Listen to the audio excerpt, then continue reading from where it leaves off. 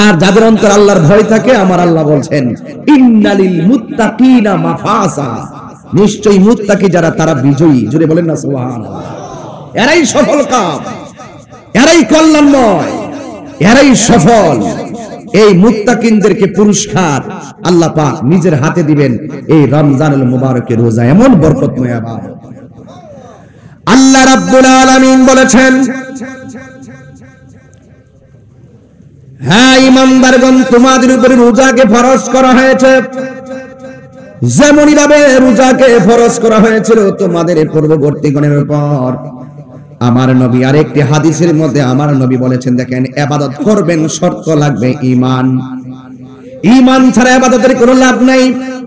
এখানে আল্লাহ বলে, ইয়া আইয়ুহাল্লাযীনা আমানু, হে ঈমানদারগণ, তোমাদের উপরে রোজা ফরজ করা হয়েছে। আর ওই জায়গায় আমার নবী বলছেন, মান সামা রমাদানা ঈমানা ওয়া ইহতিসাবা গুফিরা লাহু মা তাকাদ্দামা মিন যামবিহি ওয়া মা তাআখার। আল্লাহর হাবিব সাল্লাল্লাহু আলাইহি ওয়াসাল্লামের নূরানি জবান মুবারকে আমার নবী বলেছেন, যেই ব্যক্তি ঈমানের সাথে, আল্লাহ বলছে রোজা ফরজ করা হয়েছে ঈমানদারের উপরে, আর এই দিক দিয়ে আমার নবী বলে, যেই ব্যক্তি ঈমানের সাথে সওয়াবের আশায় রমাদানুল মুবারকে রোজা রাখবে, আল্লাহ রাব্বুল আলামিন তার গুনাহগুলো ক্ষমা করে দিবেন। আর বড় করে বলেন আল্লাহু আকবার। এই জন্যই তো আমার নবী বলেছেন, আস-সাওমু জান্নাতুন, রোজা হলো গাছের ঢাল স্বরূপ। যুদ্ধের ময়দানে কেউ যদি কাউকে ডাল দিয়ে আঘাত, তলোয়ার দিয়ে আঘাত করে, আর তার হাতের মধ্যে যদি একটা ডাল থাকে, ডাল দিয়ে যেমন করে তলোয়ারের আঘাতকে ফেরাইতে সক্ষম হয়, ঠিক এমন ভাবে কেউ যদি রমজান মাসে রোজা রাখে, ঠিক তার সামনে যখন গুনাহগুলো আসে, গাছের ডালের মতন রোজা গুনার সামনে দাঁড়ায়া যায়, তখন রোজাদারের সামনে গুনাহ আসলে তার মনের ভিতরে উকি দিয়ে উঠে, আনা সায়েম, আমি রোজাদার। আল্লাহু আকবার বলেন না। এই জন্যই তো আমার যুবক ভাইয়েরা, আল্লাহর হাবিব সাল্লাল্লাহু আলাইহি ওয়াসাল্লাম বলেন, সারাটা বছর রমজান, সারা বছর আল্লাহ রাব্বুল আলামিন জান্নাতটাকে সাজান। রমাদান মুবারকের প্রথম রাত যখন আসে, তখন আরশে আজিমের নিচে কিছু গাছ আছে, গাছের পাতার মধ্যে একটা হাওয়া বইতে থাকে। ওই হাওয়া গিয়ে হুরুল ইন, ডাগর ডাগর চোখ বিশিষ্ট হুরদের গায়ের মধ্যে যখন সেই বাতাসটা লাগে, তখন হুররা আমার আল্লাহর কাছে বলতে থাকে, আল্লাহ, রমজান মাসের জন্য জান্নাতটাকে এমন করে সুসজ্জিত করা হয়েছে রোজাদারদের জন্য। আল্লাহ গো, ও আল্লাহ, দুনিয়ার জমিনে যারা রোজা রাখবে, যারা রমাদানুল মুবারকে ঈমানের সাথে রোজা রাখবে, ওই পুরুষগুলা যারা দুনিয়ার জমিনে রোজা রাখবে, আল্লাহ, এই রোজাদারকে তুমি নিজের হাতে পুরস্কার দিবা। আল্লাহ, তোমার কাছে ফরিয়াদ করি, ওই দুনিয়ার জমিনের পুরুষগুলাকে আমরা জান্নাতের হুরের জন্য স্বামী হিসেবে নির্বাচন করে দাও। আর বড় করে বলেন আল্লাহু আকবার। এরপরে কেন, কারণ কি? কারণ হলো ওই রোজাদারের চোখ দেখে আমাদের মনকে ঠান্ডা করব, আর রোজাদাররা আমাদেরকে দেখে তাদের প্রাণটাকে ঠান্ডা করবে। এই জন্য যুবক, 8টা দিন চলে গিয়েছে, জানি না শুধুমাত্র সেহরি খাইলেন, ইফতার করলেন, এরই নাম রোজা নয়। জবানের হেফাজত লাগবে, হাতের হেফাজত লাগবে, চোখের হেফাজত লাগবে, আর আল্লাহর বিধান মানতে হবে, অশ্লীল বাক্য ছাড়তে হবে, এর নাম হলো রোজা। তাই তো আল্লাহর হাবিব সাল্লাল্লাহু আলাইহি ওয়াসাল্লাম বলেছেন, যেই ব্যক্তি সেহরি খেলো আর ইফতার করলো, কিন্তু আল্লাহর বিধান মানলো না, সীমা লঙ্ঘন করলো, তার উপবাস থাকার মাঝে কোনো লাভ নাই। চিৎকার মেরে কি আল্লাহু আকবার বলা যাবে না? কোনো লাভ নেই। এই জন্য রোজা বড় নিয়ামতের চাঁদ। এই রমাদানুল মুবারক আল্লাহ রাব্বুল আলামিন কোরআন নাযিল করেছেন। আল্লাহ রাব্বুল আলামিন কোরআনুল কারীমের মধ্যে বলেছেন, শাহরু রমাদানাল্লাযী উনজিলা ফীহিল কুরআন। তেলাওয়াত করেছি বলে কি আপনারা কষ্ট পাইছেন? একটু বড় করে কি আল্লাহকে ডাক দেওয়া যাবে না? এটা কোরআন নাজিলের মাস তো ভাই। এখানে অনেক খতম হচ্ছে না আজকে 5 দিন ধরে, অনেক খতম চলতেছে না। আজকে দেখলাম অনেক লোক ইফতার করলো একসাথে, আজকে দেখলাম অনলাইনে অসংখ্য খতম করছে, মিলাদ চলছে। গতকাল এখানে 108টি খতমে কোরআন, 28টি, আর খতমে বুখারী 12টি। মারহাবা বলেন না কেন? তাহলে এত নিয়ামতের একটি মাঠ, যেখানে এত তেলাওয়াত করা হলো, আপনারা একটু মহব্বতে আল্লাহকে ডাক দিবেন। আমি একটু আবার তেলাওয়াত করছি, কষ্ট হবে আপনাদের। শাহরু রমাদান আল্লাযী উনজিলা ফীহিল কুরআন।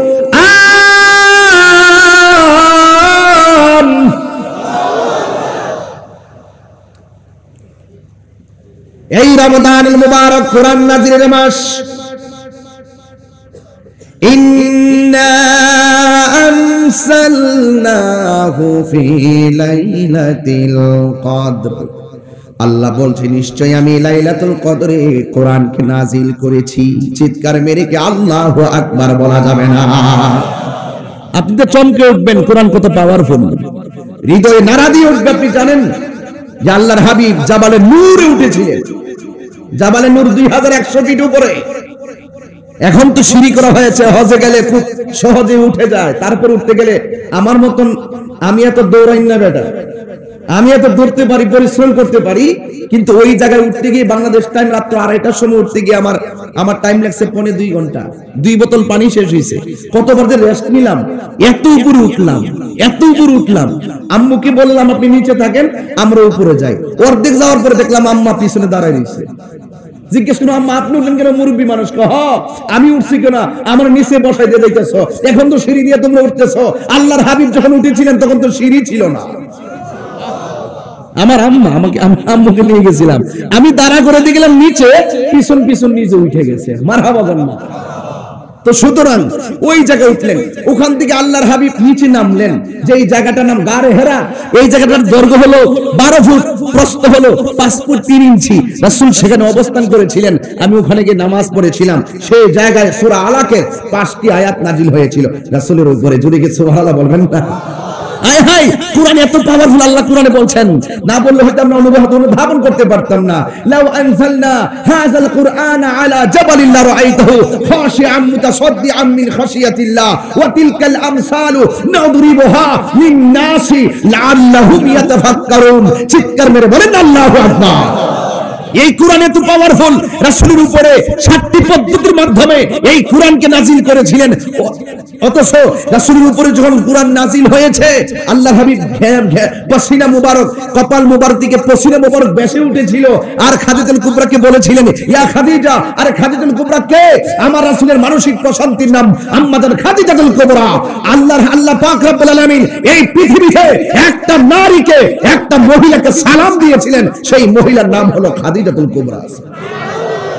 রাসূল বলেন, ইয়া খাদিজা তুমি আমাকে কম্বল দিয়ে আচ্ছন্ন করো। কোরআন খুব একটা আয়াত আমার উপরে কোরআন নাজিল হয়েছে, জিবরাইল এসেছে, এই ঘটনা, এই অবস্থা। আল্লাহর হাবিব সাল্লাল্লাহু আলাইহি সাল্লামের উপরে এত পাওয়ারফুল কোরআন রাসূল পাকের সিনায় রেখেছেন। চিৎকার মেরে বলেন সুবহানাল্লাহ। পাহাড় পর্যন্ত থরথর করে কাঁপতো আল্লাহর ভয়ে। এটা ধারণ করা সম্ভব না। আল্লাহর হাবিবের উপরে সুদীর্ঘ এত অবস্থার প্রেক্ষাপটে এই কোরআন নাজিল হয়েছেন। এই রমাদানুল মুবারক কোরআন নাজিলের মাস। বলেন না সুবহানাল্লাহ।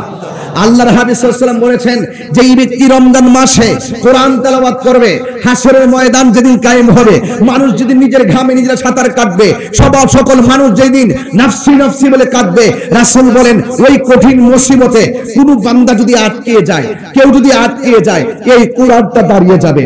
আল্লাহকে বলবে, আল্লাহ তুমি তোমার এই বান্দা রমজান মাসে কোরআন তেলাওয়াত করেছিল, আমি কোরআন তেলাওয়াতকারীর জন্য সুপারিশ করতেছি, আল্লাহ আপনি কবুল করেন। আল্লাহর হাবিব বলেন সেই দিন কোরআনের সুপারিশে আল্লাহ পাক তেলাওয়াতকারীকে জান্নাত দিয়ে দিয়েছে। রোজাও দাঁড়ায় যাবে। আপনি যে রোজা রাখতেছেন, এই রোজাও হাসর মাঠে আপনার জন্য সুপারিশ করবে। সুতরাং এই রমাদানুল মুবারক পেয়েছি বড় অসংখ্য নিয়ামতের সমারোহে, রহমত মাগফিরাত আর নাজাতের সমারোহে আমাদের ঘরে উকি দিয়েছে পবিত্র রমাদানুল মুবারকের চাঁদ। এই রমজানকে সুন্দর করে যারা বরণ করতে পারবে, পালন করতে পারবে, ইখলাসের সাথে এই রমজানকে যারা বুকে লালন করতে পারবে, তাদের জীবনটা ধন্য হয়ে যাবে। চিৎকার মেরে বলেন সুবহানাল্লাহ। আল্লাহর হাবিব সাল্লাল্লাহু আলাইহি সাল্লামের উপরে এই কোরআন নাজিল হয়েছে রমাদানুল মুবারকে। এই কোরআন এমন একটা কোরআন, যেই কোরআন যখন আমার রাসূল তেলাওয়াত শুরু করলেন, কাফেররা বললেন কোরআনটা নবীর বানানো। নাউজুবিল্লাহ বলেন। আপনারা জবান খুলে বলেন, কোরআন কি বানানো নাকি আল্লাহর কালাম? কোরআনে সুস্পষ্ট আল্লাহ বলেছেন, ইন্না নাহনু নাযালনা যিকরা ওয়া ইন্না লাহু লাহাফিজুন।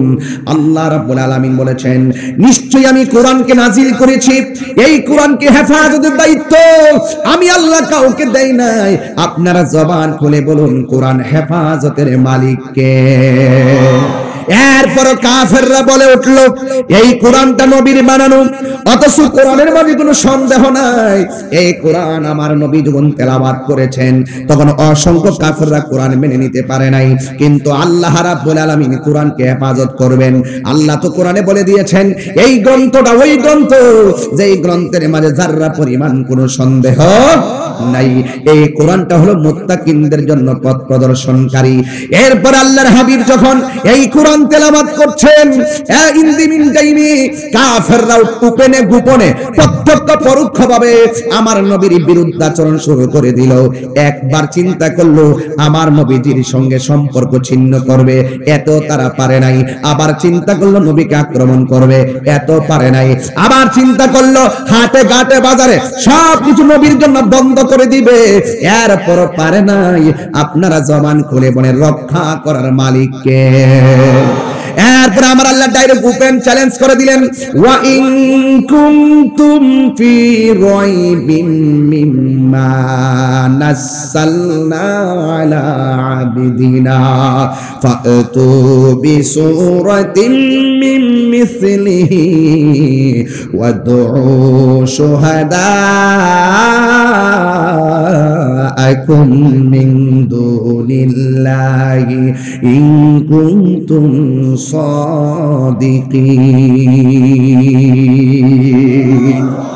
তাদেরকে জানিয়ে দেওয়া হলো, তোমরা যদি কোরআন নিয়ে সন্দেহ করো, কোরআনের মতো সূরা বানিয়ে নিয়ে আসো। আবার কোরআন কারীমের সূরা হুদের মধ্যে সম্ভবত বলা হয়েছে, কোরআন নিয়ে যদি তোমরা সন্দেহ করো তাহলে 10টা সূরা বানিয়ে নিয়ে আসো। আল্লাহু আকবার বলনা কেন? কোরআনের মতো সূরা বানিয়ে নিয়ে আসো। ওয়াদউ শুহাদাআকুম, তোমরা তোমাদের থেকে সাক্ষী ডাকো।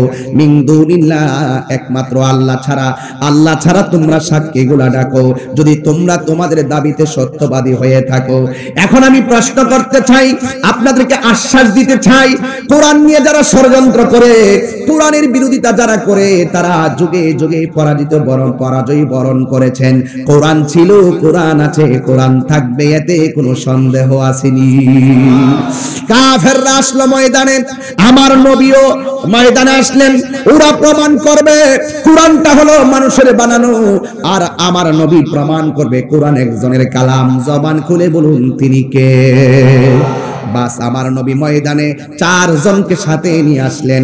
এমন একজনকে প্রথম ডাক দিলেন, যিনি খানে কাবা ঘরের ভিতরে যিনি শুভ আগমন করেছেন, যার নাম হলো হযরতে মৌলা আলী রাদিয়াল্লাহু তাআলা আনহু। হুজুরে বলেন সুবহানাল্লাহ।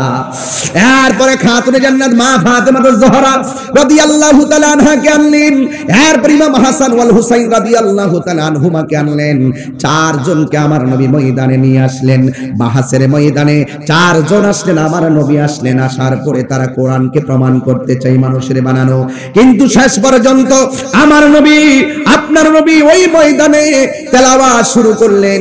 কাফেররা শেষ পর্যন্ত, আমি সংক্ষিপ্ত করে দিলাম সময়ের কারণে, কাফেররা লাস্টে বলতে বাধ্য হয়েছেন, লাইসা হাযা কালামিল বাশার, আমরা স্বীকার করে নিলাম এই কোরআন কখনো মানুষের বানানো গ্রন্থ হতে পারে না।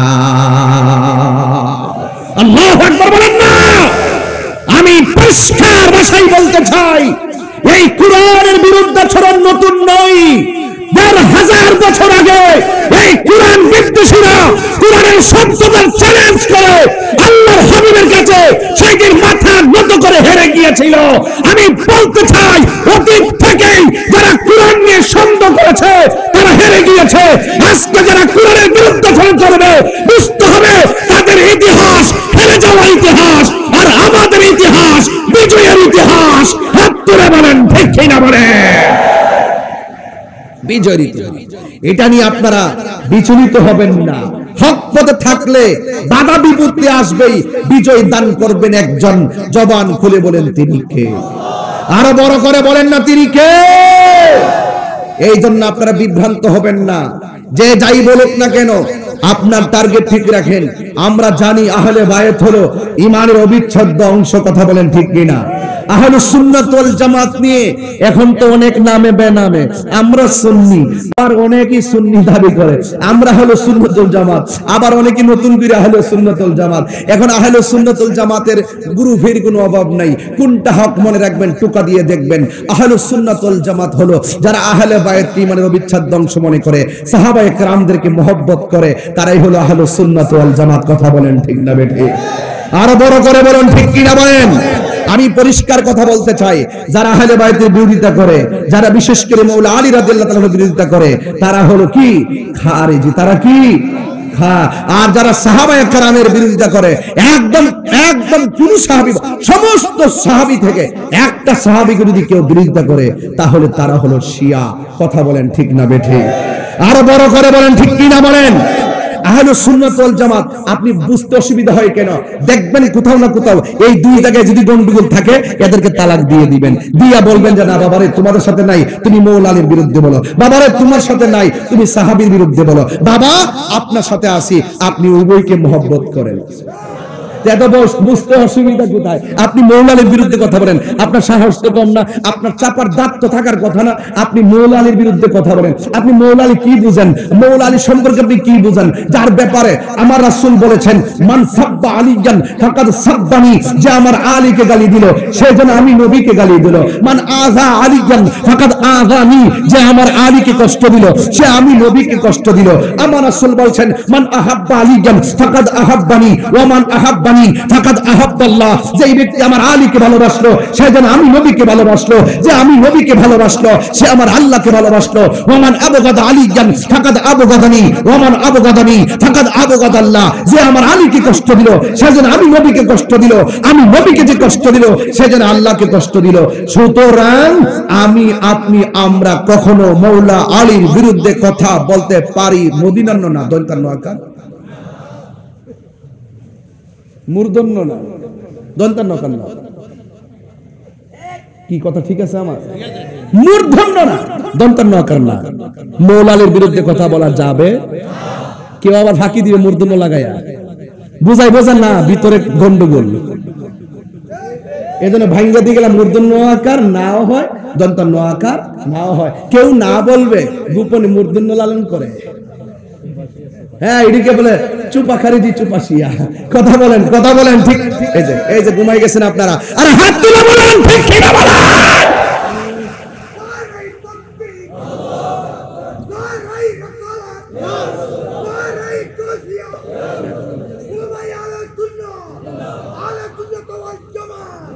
মাশাআল্লাহ, বয়স হলে কি হবে, গায়ের জোরের চাইতে ঈমানের জোর অনেক বেশি।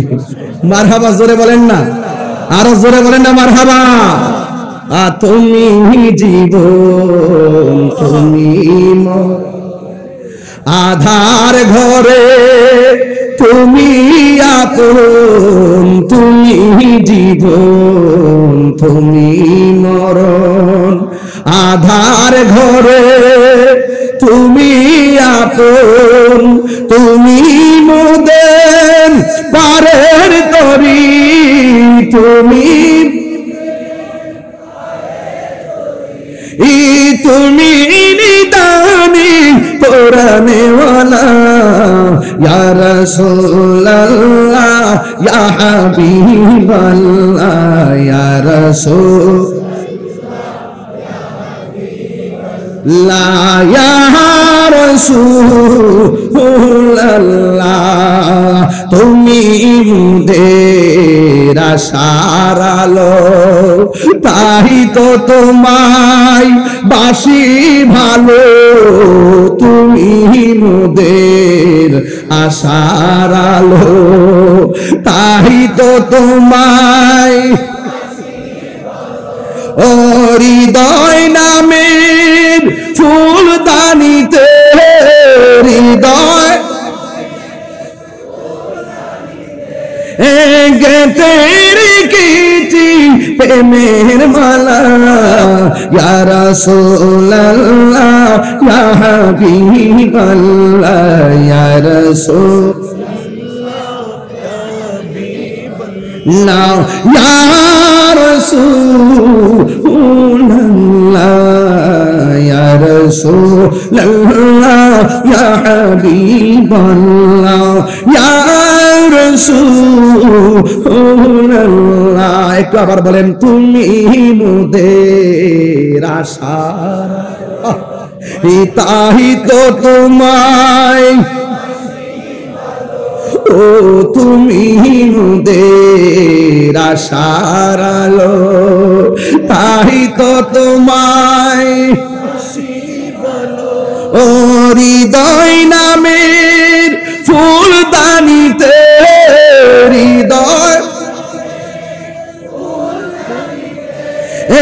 গেথে রেখেছি প্রেমের মালা ইয়া রাসূলুল্লাহ ইয়া রাসূলুল্লাহ ইয়া হাবিবাল্লাহ ইয়া রাসূলুল্লাহ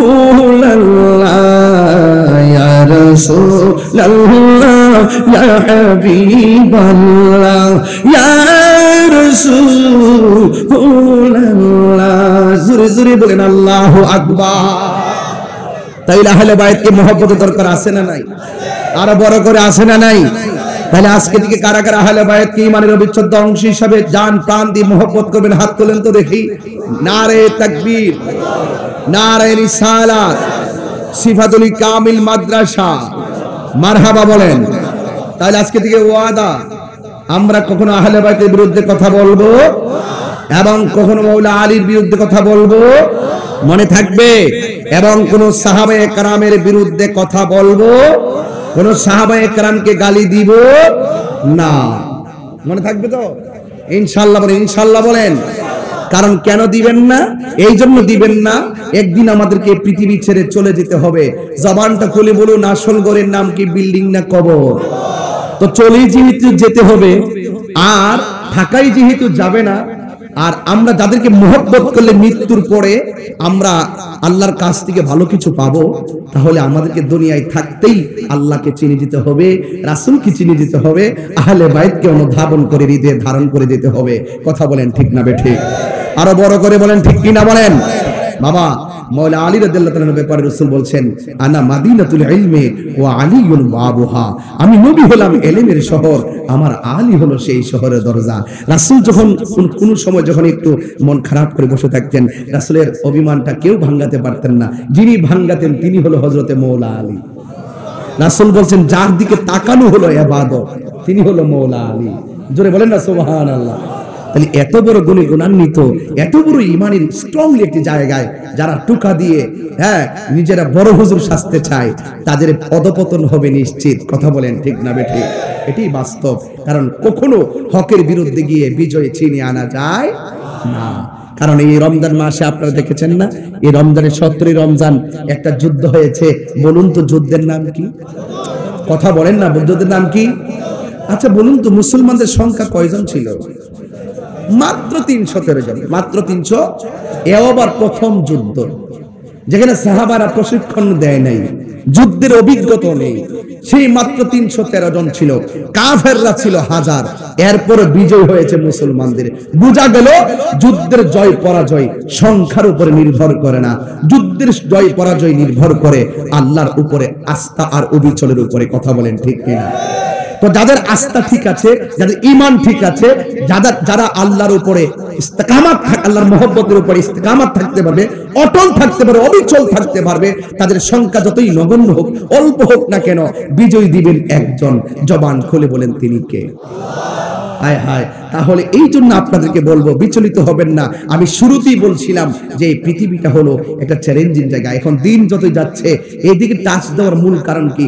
দিন যতই যাচ্ছে ততই আমাদের বিপদ আসছে, আমাদের মাঝে অনৈক্য দেখা দিচ্ছে, আমাদের মাঝে ফাটল দেখা দিচ্ছে, এবং আমরা কিছু করতে গিয়ে 10 কদম আগাইতে গিয়ে 20টা কদম পিছনে চলে যাচ্ছি। মনে হচ্ছে যেন আমাদের কোথাও না কোথাও একটা গ্যাপ আছে। আমি একটা গ্যাপ খুঁজে পেয়েছি। সেই গ্যাপটা হলো ওই যে আল্লামা আজিজুল হক আল কাদরি রহমাতুল্লাহ আলাইহির মতন ওই রকম আকাবেররা যারা আমাদেরকে ছায়া দিয়ে রেখেছিল, ওই ছায়া এখন মাথার উপর থেকে চলে যাচ্ছে বলেই আমরা আজকে প্রখর রৌদ্রে এখন দিক দিগন্তে ঘোরাফেরা করছি। কারণ এই হক্কানি আলেম আর এই সমস্ত আকাবেররা যখন আমাদের কাছ থেকে চলে যাচ্ছে, তখনই আমাদের মাঝে বিভাজন সৃষ্টি হচ্ছে। কথা বলেন ঠিক না বেঠিক? আমরা অভিভাবক হারিয়ে ফেলছি, এই জন্য এত বিতর্ক, এত কিছু বুঝেন না। এই যে আমার ডানে একজন উস্তাদুল উলামা, বামে উস্তাদুল উলামা, এই যে আমরা চুনুপুটি যারা আছি ওয়াজ করি, এই যে এই মানুষগুলা যখন আমাদের থেকে বিদায় হয়ে যাবে, আমরা তখন অনুধাবন করব আমরা কাকে হারিয়ে ফেলেছি। কথা বলেন ঠিক না বেঠিক? আপনি একটু খেয়াল করে দেখেন না, একটু চোখ বুলে দেখেন না, কতগুলা উলামায়ে কেরাম, কত বড় হাসতে হাসতে উলামায়ে কেরাম আমাদের কাছ থেকে চলে গিয়েছে। আলেম চলে গেছে, জগৎ যেন মরে যাচ্ছে। এই জন্য সে আলেমরা যতদিন থাকবে আমাদের উপর একটা গাছের ছায়া হয়ে আছে। কথা বলেন ঠিক? এই ছায়া যখন চলে যাবে, এই জন্য বলছি যারা আছে তাদের মাধ্যমেই আমরা আমাদের ঘরকে আরো মজবুত করতে চাই। এই ঘর টিনের ঘর কিংবা বিল্ডিং নয়, এটা ইমানের ঘর। এই ঘরটা বড় দামি। কেন? একদিন আমাকে চলে যেতে হবে। আপনি মনে করছেন যে আজকে মাহফিলে এসেছেন, আপনি আবার বাড়িতে চলে যাবেন। মনে রাখবেন আপনাকে আজরাইল দৌড়াচ্ছে, আপনাকে দৌড়াচ্ছে, সমন জারি হচ্ছে আপনার বিরুদ্ধে। কেমনে? আপনি বাংলাদেশে আছেন, একজন লোক বলল যে হুজুর, আমি একটা লোক সৌদি আরব গিয়ে 5 তলা বিল্ডিং থেকে পড়ে মারা গেল। আহারে, লোকটা যদি সৌদি আরব না যেত, দেশে থাকতো, তাইলে হয়তো তার মৃত্যু হতো না। এটা ভুল ধারণা। অনেকে বলে যে তুমি ছিলে কোথায়? তুমি যদি বাড়িতে থাকতে তোমার ছেলেটা পানিতে পড়ে মরতো না। আমি বলবো সেটাও তোমার ভুল ধারণা। মনে রেখো, মৃত্যু তোমাকে তাড়া করছে, সেকেন্ডে তাড়া করছে। তোমার মরণ লেখা আছে সৌদি আরবে। কি হলো? একটা পাসপোর্ট হলো, কি হলো? ভিসা হলো, কি হলো? এয়ারপোর্টে নিল, কি হলো? বিমানে উঠলো, কি হলো? ওই দেশে নামলো, কি হলো? দেশের 5 তলা উঠলো, কি হলো? 5 তলা থেকে নিচে পড়লো, তারপর মরলো।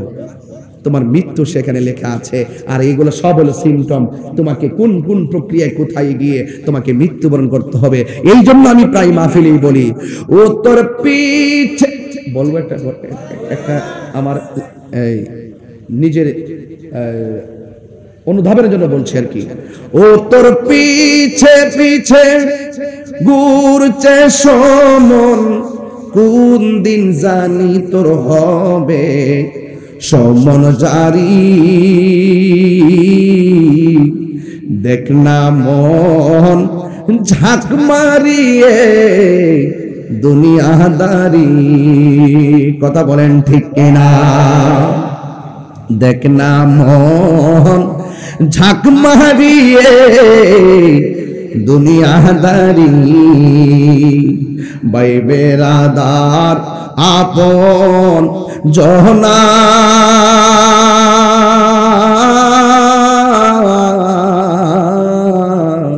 সঙ্গে তোমার কেউ যাবে না। ভাই বেরাদার আপন জহনা,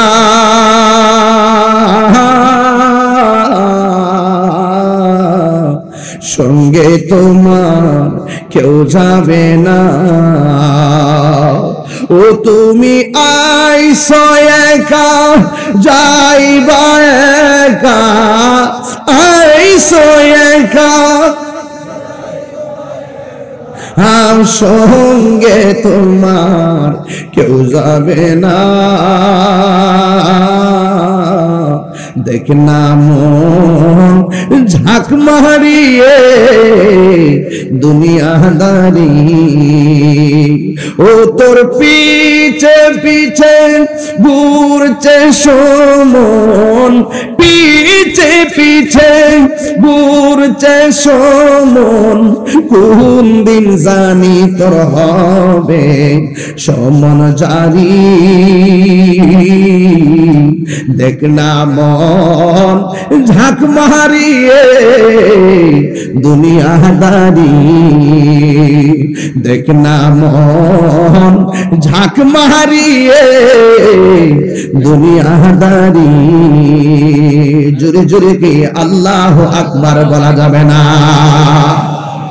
এই জন্য যুবক কেন বলছি মাটির উপরে থেকেই আহলে বাইতকে চিনতে হবে, মাটির উপরে থেকেই সাহাবায়ে কেরামকে মহব্বত করতে হবে, মাটির উপরে থেকে আল্লাহর বিধান মানতে হবে, মাটির উপরে থেকেই কোরআন হৃদয়ে ধারণ করা লাগবে, মাটির উপরে থেকে আমার নবীকে জানের চাইতে বেশি ভালোবাসা লাগবে, মাটির উপরে থাকতেই মা বাবার মহব্বতের মালা গলায় পড়তে হবে, আউলিয়া গ্রামের সোহবতে যেতে হবে।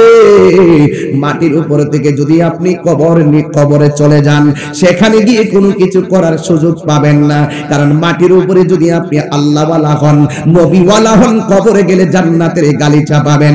আর মাটির উপরে থেকে যদি হারাম খান, আর যদি আপনি আল্লাহর বিধানের লঙ্ঘন করেন, কবরে যাওয়ার পরে আপনার জন্য কঠিন শাস্তির ব্যবস্থা রেখেছেন একজন। জবানটা খুলে বলুন তিনি কে? যুবকের দল, আল্লাহ রাব্বুল আলামিন হলো তিনি যিনি আমার শুরুর মালিক, আমার শেষের মালিক। এই জন্যই তো আল্লাহ রাব্বুল আলামিন বলেছেন ইন্নাহু হুয়া ইউবদিউ ওয়া ইউঈদ। জবান খুলে বলুন আমার শুরুর মালিক কে, আমার শেষের মালিক কে? এই জন্য যুবক, যেহেতু আমার শুরুর মালিক আল্লাহ, শেষের মালিকও আল্লাহ, যেহেতু আল্লাহ আমাদেরকে বানিয়েছেন, এই জন্য আল্লাহর বিধানগুলো সবসময় মানার প্রয়োজন আছে না না? আমার যুবক ভাইরা, এই দরবার শরীফ হক দরবার, ঈমান আকীদায় পরিস্ফুটিত একটি দরবার, যেখান থেকে আলেম পয়দা হয়, যেখান থেকে আলেম বানানো হয়। এই জন্য আমার যুবক পায়ে হাত রেখে বলি, এই রমজান মাস আপনাকে হয়তো হাসাবে, আবার আরেকজনকে রমজান মাসটা কাঁদাবে। যদি সব মহব্বত একত্র রাইখা ইবাদত করতে পারেন, মনে রাখবেন ইবাদত কবুল হওয়ার পূর্ব শর্ত হলো আমার নবীর মহব্বত। কথা বলেন ঠিক কিনা? এই জন্য রমাদানুল মুবারকে যদি আপনি রোজা রাখার মতো রাখতে পারেন, আল্লাহ রাব্বুল আলামিন আপনাকে দিদার দিবেন। এক সাহাবী আমার নবীরে প্রশ্ন করছে, ইয়া রাসূলুল্লাহ, ইয়া হাবিবাল্লাহ, আপনি আমাকে বলে দিন কোন আমল করলে আমি ডাইরেক্ট জান্নাতে যেতে পারবো? আল্লাহর হাবিব বলেন, হে সাহাবী, তুমি আমাকে বলেছো কোন আমল করলে তুমি জান্নাতে যেতে পারবা? তুমি রমাদানুল মুবারকে রোজা রাখো, এই রমজান মাসে রোজা রাখলে তুমি জান্নাতে যেতে পারবে। কারণ জান্নাতের মধ্যে অনেক দরজা আছে, এর মধ্যে একটা দরজা হলো রাইয়ান। সব মানুষের জন্য হাসরের জান্নাতে এক জান্নাত খোলা হবে, কিন্তু রাইয়ান নামক দরজাটা খুলে ফেলা হবে। মানুষ লাইন ধরে ধরে ওই জান্নাতে ঢুকবে। শেষ মানুষটা যখন ওই দরজা দিয়ে ঢুকবে, জান্নাতটার দরজাটারে তালা লাগিয়ে দেওয়া হবে। আল্লাহর হাবিব বলেন, ওই রাইয়ান নামক দরজা দিয়া অন্য কেউ ঢুকবে না, একমাত্র রোজাদাররাই ওই গেট দিয়া ভিতরে ঢুকবে। জোরে জোরে কি আল্লাহু আকবার বলা যাবে না? এই জন্য আমার যুবক ভাইরা, আহলে বায়তের মহব্বতের কথা বললাম, সাহাবায়ে কেরামের মহব্বতের কথা বললাম, এখন রমজানে আবার ফিরে আসলাম। কারণ এমনও হতে পারে আমার ডানি একজন মুহাক্কিক আলেম বসা, উস্তাদুল উলামা বসা, বামে একজন বসা, এখানে অনেক দরবারে পীর মাশায়েখ বসা, স্টেজে প্রায় 50-60 জন আলেম বসা। আমার গতকাল আমার সাথে আমার এই ভাই ওয়াজ করেছেন, আমার কোথায় না হালি শহরে। এই যে আমাদের সহযোদ্ধারা, আমরা যে ওয়াজ করি, এখানে অনেকে ওয়াজ করতে এসেছেন, অনেকে দরবারে হাজিরা দিতে এসেছেন। এই মানুষগুলোর ভিতরে কে আগে চলে যায় আমরা বলতে পারি না। আজকে যদি জানতাম এই হাজার মানুষের সামনে সিফাতুল কামিল মাদ্রাসার হাজার মানুষের মধ্য থেকে কার সিরিয়ালটা আগে আমরা জানি না। ওয়াজ তো বাবা অনেকে করে, অনেকে করে, অনেকে করব, অনেকে করে, অনেকে করবে, কিন্তু আমি তাহিরি অনেক সময় সময় ওয়াজ করেছি করব, কিন্তু হাজার মানুষের ভিতরে কার নামটা এক নম্বর কেউ জানি না। এই সিফাতুল কামিল মাদ্রাসা বাৎসরিক মাহফিল এমন একটা মাসে পড়েছে, আমরা বড় ভাগ্যবান হয়ে গেলাম রমজান মাসে। কারণ এই রমজান কাউকে কাঁদাবে আবার কাউকে হাসাবে। আমি যখন রাত্রে বেলা ঘুমাইতাম, আমার ঘুমের ঘরে ঘড়ির কাঁটা আমার সেহরির অ্যালার্ম ছিল না, আমার ঘড়ির কাঁটা আমার মোবাইলের কাঁটা অ্যালার্ম ছিল না, আমার সেহরির সময় অ্যালার্ম ছিল আমার মা জননীর ডাক। আমার কানের কাছে গিয়ে মা বলতো উঠ খাবারের সময় হয়েছে, আমি আমার মায়ের ডাক শুনে আমি উঠে গিয়েছিলাম। ও যুবক, আমার বাবাকে নিয়ে আমি ইফতার করতাম, আমার বাবাকে নিয়ে আমি সেহরি খাইতাম। এই রমজান মাসটা আসলো, আমার বাবা যে মারা গেল 3 বছর 25 দিন হয়ে গেল। 3 বছর 25 দিন ধরে আমার আব্বার সঙ্গে আমি ইফতার করতে পারি না। আমাদের হুজুর কেবলা এই দরবার আল্লামা আজিজুল হক আল কাদরি রহমাতুল্লাহ আলাইহি দুনিয়া থেকে পর্দার আড়াল হলেন। যত বছর হয়ে গিয়েছে, কিন্তু ওনার আওলাদরা শাহজাদারা ওই বাবার স্মৃতিগুলা শুধুমাত্র দেখে দেখে আজ অনুধাবন করতেছে। আমার বাবা এটা রেখে গেছে, আমাদের জন্য কত কল্যাণ হয়েছে। আমার বাবা এটা করে গিয়েছে, আমাদের জন্য অনেক কল্যাণ হয়েছে। আমার বাবা হুজুর এটা করে গিয়েছে, সুন্নতের জন্য কত মঙ্গল হয়েছে। এখন হারে হারে আমরা টের পাইতেছি। কথা বলেন না বাবা, ঠিক কিনা? এই জন্য থাকতে আমরা অনেকেই বুঝি না, চলে গেলে আমাদেরকে কাঁদায়। এই জন্য যুবকের দল আজকে আমার বাবা জান আল্লামা শফিউল আলম নিজামী হুজুরকে একটু প্রশ্ন করি, ও হুজুর, হাজার হাজার আলেমরা আপনাকে সম্মান করে, হাজার হাজার ছাত্ররা আপনাকে সম্মান করে, আপনি শেষ বয়স পর্যন্ত দায়িত্বহীন কণ্ঠে আপনি সুন্নিয়তের গানগুলো গাইতেছেন, আপনি যে এত এত প্রেম, আপনার এত অবস্থান কেন? আমাকে বলবেন ও তাহিরি রে, একমাত্র আমার আব্বা আম্মা আমার জন্য খাস করে দোয়া করেছেন, এই জন্য আমি শফিউল আলম নিজামী হয়েছি। এই জন্য হুজুরের মনের কথাগুলো আমি আপনাদের সামনে ব্যক্ত করতেছি। কেন জানেন? আমার দুই পাশে এমন দুইটা টাওয়ার নিয়ে আমি পাওয়ার নিয়ে কথা বলছি। মা বাবার দোয়া না থাকলে একটা মানুষ কখনো এমন সম্মানিত হতে পারে না। কারণ পৃথিবীর সব মানুষের দোয়ার মধ্যে একটা স্বার্থ থাকে, নিঃস্বার্থে দোয়া করে একমাত্র মা আর বাবা। কথা বলেন ঠিক কিনা? হাত তুলে বলেন না ঠিক কিনা?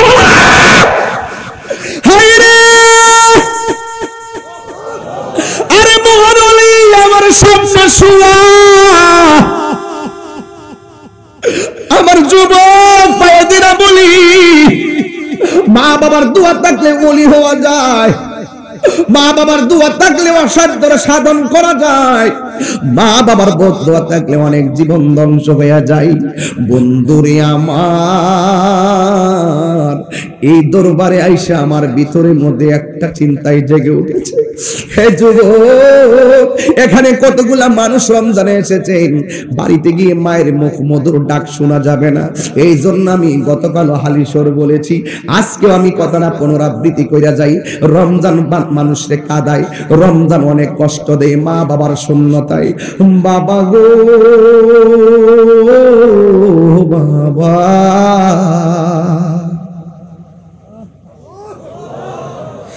বাবা গো বাবা, বাবা গো বাবা, বাবা গো বাবা, বাবা, বাবা গো বাবা।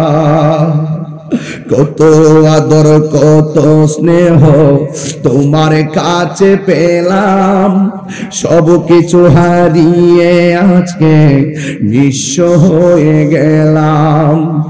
কত আদর কত স্নেহ তোমার কাছে পেলাম, সব কিছু হারিয়ে নিঃস্ব হয়ে গেলাম।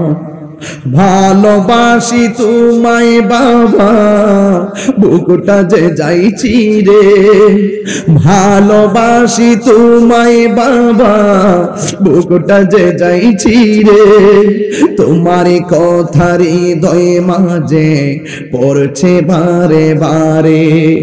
বাবা গো বাবা,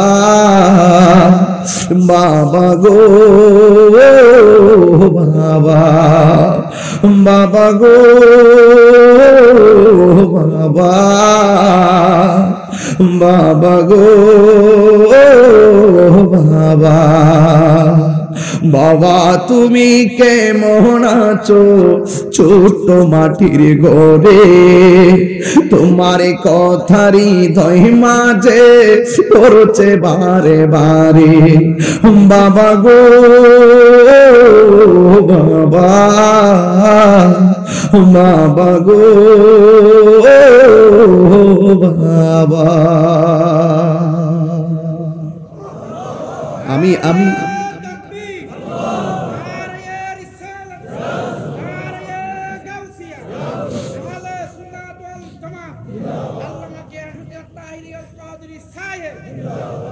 প্রত্যেকটা চেহারা মলিন হয়ে গেছে, বাবা বুঝে হারিয়ে গেছে, তাই না? আর বাবা ফিরে আসবে না। আমি যখন অফিসে ছিলাম, আমার হুজুর একটা তথ্য দিলেন আমার কাছে, আমি প্রাউড ফিল করতেছি। হুজুরের একটা তথ্য শুনে আমি একটু হুজুর বলে ফেলি, বিয়াদবি মাফ করবেন, একটু বলে ফেলি সবাইকে।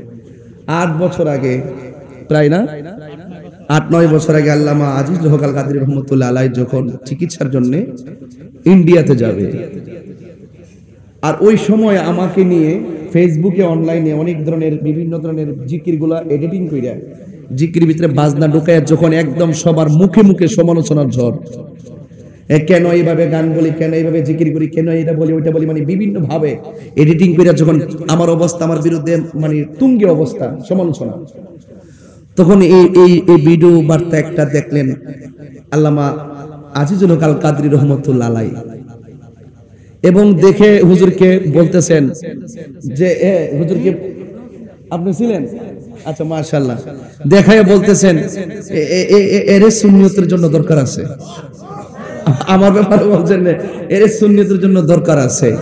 তা আমারে হুজুর যখন এই কথাটা অফিসে বললেন, আমি তখন আমার মনটা করে শতভাগ ভেঙ্গে পড়ে গেছে। আমি বললাম যে আমাকে এত দোয়া তিনি করে গেলেন, আর মনে মনে একটা চিন্তায় পড়লাম, যদি এই মুহূর্তে আমি হুজুরকে পেতাম, হুজুরের 2টা কদমে আমার জিহ্বাটা লাগাই দিতাম। মানে আমার এমন একটা অভিজ্ঞতা, আমি এখান থেকে হুজুরের পাশ থেকে উঠে আমি নীরবে এক জায়গায় চলে গেছি। আমি কিন্তু আর বসি না ওখানে, মনটা খুব খারাপ হয়ে গেছিল আমার। আমি খুব মিস করতেছিলাম আল্লাহর ওলিকে, যিনি এই কথাটা বলে গিয়েছিলেন, আজকে আমি তো এসেছি ভালোবাসার আজিজ সারে হারিয়ে ফেলেছি, আজ আমি বড় একা হয়ে গেছি, আজ আমি বড় একা হয়ে গেছি, ঠিক না? হঠাৎ করে সে একদিন চলে গেল দূরে, সেখান থেকে আজ অবধি আসিল না ফিরে। সকল বলেন আল্লাহু আকবার।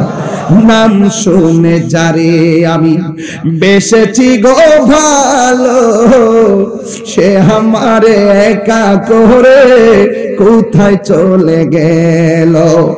আজিজুল হক স্যার প্রেমের মালা গলেতে পড়েছি, আজিজুল হক স্যার প্রেমের মালা গলেতে পড়েছি, আজ আমি বড় একা হয়ে গেছি, আজ আমি বড় একা হয়ে গেছি।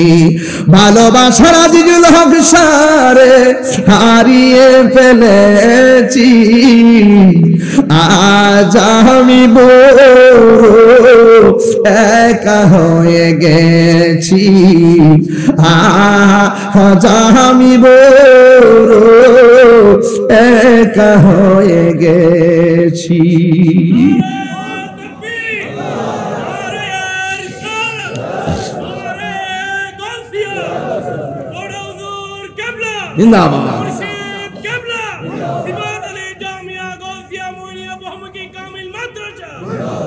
আল্লাহু আকবার, জোরে বলেন। আমি আল্লাহর ওলির কদমে হাজারো ভক্তি এবং সালাম রাখলাম, এবং এই দরবার থেকে দরবারের সকল উলামায়ে কেরাম, মাদ্রাসার সকল উলামায়ে কেরামদের কাছে আমি খুব দোয়া চেয়ে গেলাম। আমার জন্য খাস করে সবাই দোয়া করবেন এবং আমি আপনাদেরকে অনুরোধ করব, পায়ে হাত রেখে অনুরোধ করব, জীবনে কোনোদিন আল্লাহর ওলিদের সঙ্গে বেয়াদবি করবেন, কোনোদিন মা বাবাকে কষ্ট দিবেন, কোনোদিন আহলে বাইতের বিরুদ্ধে কথা বলবেন, সাহাবায়ে কেরামের বিরুদ্ধে কথা বলবেন, বাকি রোজাগুলো ছাড়বেন। মনে থাকবে, আমি কিন্তু অল্প সময়ে চেষ্টা করেছি আপনাকে এক একটা ঘাট বোঝাই দেওয়ার জন্য, ছোট ছোট করে, কারণ সময় যেহেতু অল্প সময়ে কিছু কিছু কথা বললাম। সেই কথাগুলো যদি একটা শুধু কথা বলতাম, একটা বিষয়ের উপর কথা বললেও ঘন্টা দিয়ে কথা বলা যায়। আমি অল্প অল্প করে টুকা দিয়ে প্রয়োজনীয় কথাগুলো বলেছি। আমার জন্য খাস করে দোয়া করবেন। তবে দুইটা জায়গায় এখন বর্তমান যে প্রেক্ষাপট, একটু সময় বাড়তেছে, অসুবিধা নেই না, আমার একটা জায়গায় কথা বলতে হইতেছে। বর্তমানে হুজুরকে একটু বইলা যাই, আপনি তো অনেক ভিডিও বানাইছেন হযরত আমির মুআবিয়া রাদিয়াল্লাহু আনহুর ব্যাপারে, তো আপনি খুব সুন্দর ভিডিও বানাইছেন, হুজুরও বানাইছেন। এবং আমাদের ব্রাহ্মণবাড়িয়াতে এটার খুব উপদ্রব, এটা খুব বেড়ে গেছিল। হ্যাঁ, আল্লাহর রহমতে আপনাদের দোয়া এবং আপনাদের সে দালিলিক জবাবের কাছে তারা ইনশাআল্লাহ হেরে যাচ্ছে। মারহাবা বলেন না কেন? দালিলিক জবাবের কাছে। আর সব সময় তো তারা পরাজিত দল, কথা বলেন ঠিক না বেঠে? এই শিয়ারা মূলত পরাজিত দল। তো যাই হোক, একটা জায়গায় আপনাকে এক হতে হবে, শিয়াবাদের সঙ্গে কোনো আপোষ করা যাবে। মনে রাখবেন ওই হুজুর একটা কথা বলছিল, হুজুরের ঘরে একটা কথা বলছিল, আমি কিন্তু যারাই কথা বলে সবগুলো মনে রাখার চেষ্টা করি। হুজুর একটা কথা বলছিল যে আমাদের দেশের মধ্যে যারা কওমি তাবলীগ করে তারা খুব বিপদে আছে আহলে হাদিসের কারণে, কথা বলেন ঠিক না বেটে? এবং আমাদের সুন্নিরা খুব বিপদ আছে শিয়াবাদের কারণে, কথা বলেন ঠিক কি না বলেন?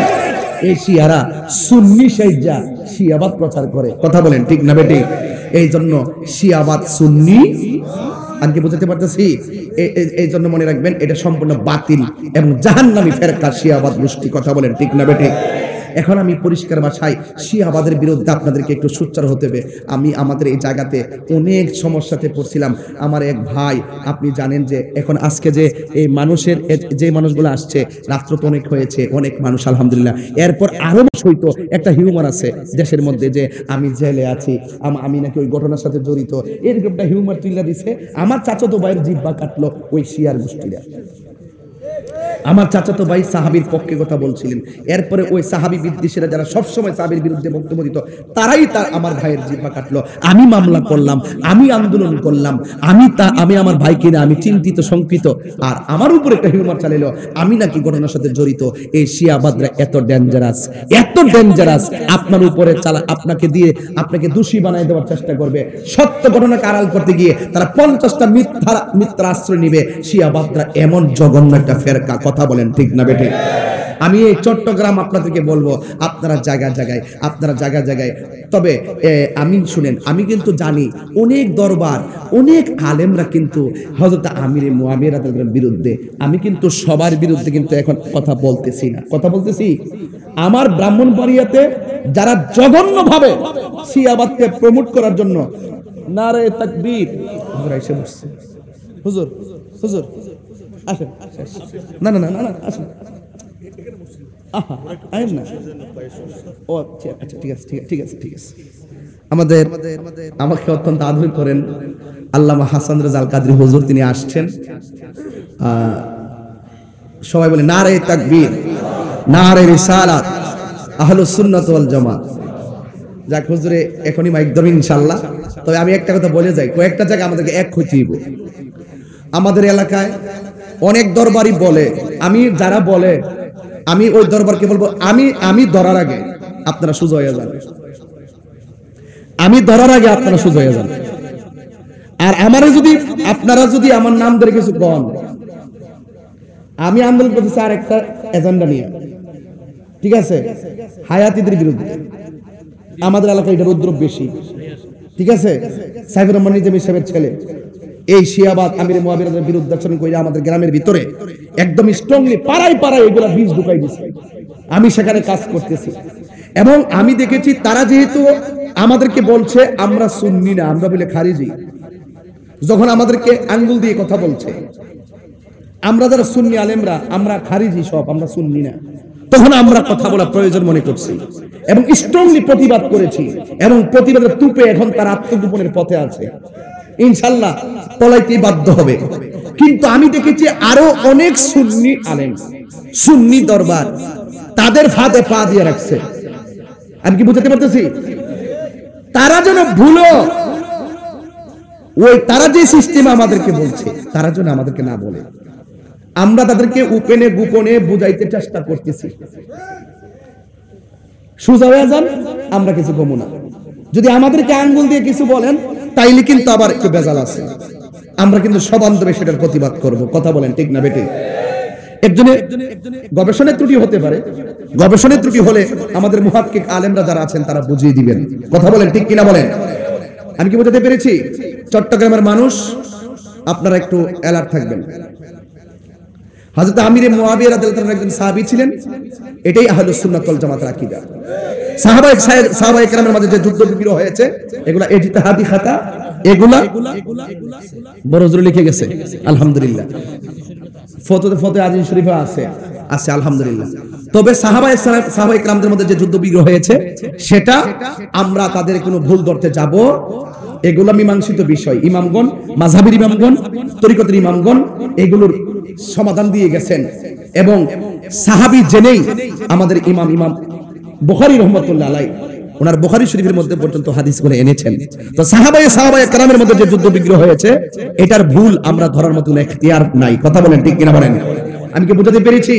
এখন ইতিহাসের কিতাব টাইন্না আপনারা ওই শিয়াবাদের চক্রান্তে ফাঁদে পা দিয়া এই বিষ বাষ্প ছড়াতে চেষ্টা করবেন, আমরা কিন্তু এগুলা মেনে নিব না।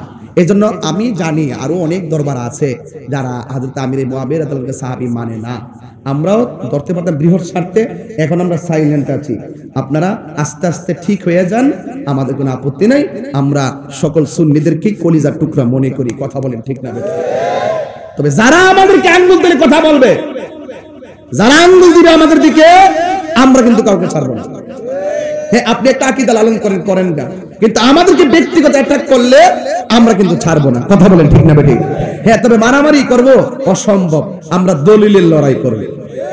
কিসের লড়াই করব? আমরা দলিলের লড়াই করব। বুঝাতে পেরেছি আপনাদেরকে? এই জন্য ভালো ভালো আলেমগুলো পর্যন্ত বুঝে না বুঝে হোক ফাঁদে পা দিয়েছেন। তবে শিয়াবাদের বিরুদ্ধে জিরো টলারেন্স এবং কাদিয়ানীদের বিরুদ্ধে জিরো টলারেন্স। তাদের সাথে কোনো আপোষ নাই, তাদের সাথে কোনো আপোষ নাই। আমি কি বুঝাতে পেরেছি? এজন্য আপনারা সবাই হালি শহরের মানুষ এবং সিফাতুলির মানুষ, চট্টগ্রামের মানুষ, হাটহাজারীর মানুষ, আপনারা ঈমান আকীদাকে ঠিক রাখতে সর্বোচ্চ ঐক্যবদ্ধভাবে আন্দোলন করেন, সাকসেস হবেন ইনশাআল্লাহ। বিজয়ের পতাকা আপনারই হবে যদি আপনি সৎ পথে থাকেন। আমি এই কথাটাই বলেছিলাম, পিছনে অনেক লোক গেউ গেউ করবে। আমাকেও তো অনেকে বলে যে আপনাকে গালাগালি করে আপনি জবাব দেন না কেন? আমি বলছি হ্যাঁ, জবাব দেওয়াটা আমার রাইট আছে। যদি জবাব দিতাম তাইলে আমি রূপা পেতাম। জবাব দেই না, আমি নীরব থাকি, তাই আমি স্বর্ণ পাই। আমি কি বুঝাতে পেরেছি? এই জন্য সবার জবাব দিতেও মানা আছে।